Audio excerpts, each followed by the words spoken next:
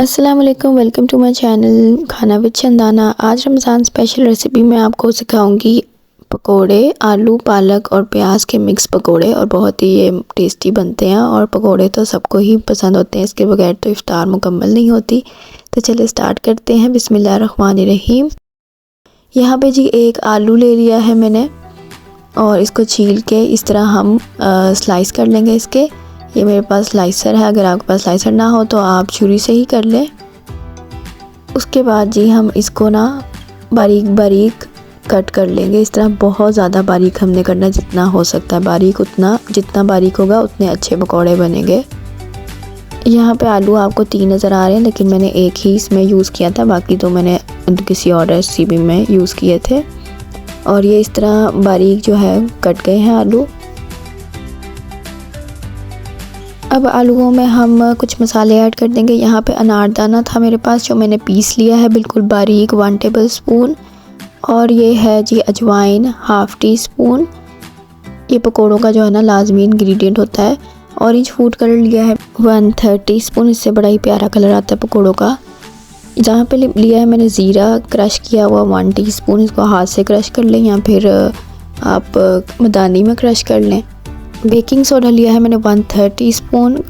साबुत धनिया जो है वो उसको मैंने हाथ से क्रश किया था, आप बेशक मदानी में क्रश कर लें।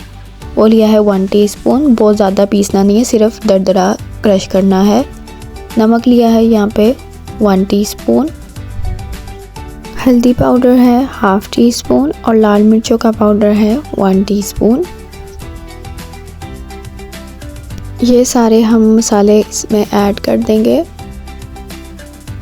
और फिर इसमें हम शामिल करेंगे प्याज। ये मेरे पास स्लाइस किए हुए प्याज है, एक छोटा सा। इस तरह हमने स्लाइस कर लेना, चॉप नहीं करना। और इसको भी ऐड कर देंगे। उसके बाद मैं इसमें शामिल कर रही हूँ पालक। 1 कप पालक है ये, और वॉश कर लिया था मैंने इसको अच्छी तरह से, और इस तरह से बारीक काटा हुआ है। इससे पकौड़े जो है ना वो बड़े क्रिस्पी बनते हैं पालक से।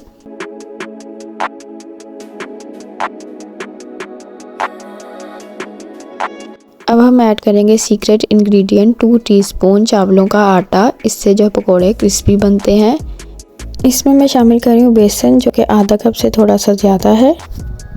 और यहाँ पे मैंने जी ऑयल गरम करने के लिए रख दिया है, और इसमें आहिस्ता आहिस्ता करके पानी ऐड करके इसको हम मिक्स कर लेंगे। जितना ज़्यादा बैटर जो है वो थिक भी ना हो और ज़्यादा पतला भी ना हो, इसको ग्रेजुअली पानी ऐड करके हमने मिक्स करना है, एकदम से ज़्यादा नहीं डाल देना। अब इसको हम फ्राई कर लेते हैं। और पकोड़ा जो है ना आपने छोटा छोटा पकड़ना है हाथ से या स्पून से, जिससे भी आपको आसानी लगती है, लेकिन छोटे छोटे पकोड़े डालने हैं।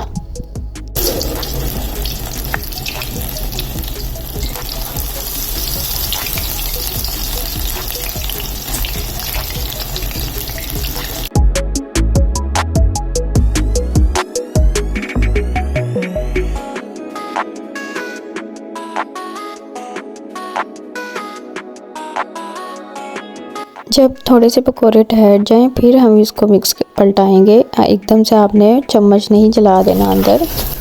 और ये मज़ेदार से क्रिस्पी पकोड़े गर्मा गर्म बिल्कुल रेडी हैं। इसको इमली की चटनी के साथ सर्व करें, केचप के साथ करें, या फिर दही पुदीने वाली चटनी के साथ सर्व करें और इन्जॉय करें। अगली वीडियो में मिलेंगे इंशाल्लाह, तब तक के लिए अल्लाह हाफिज़।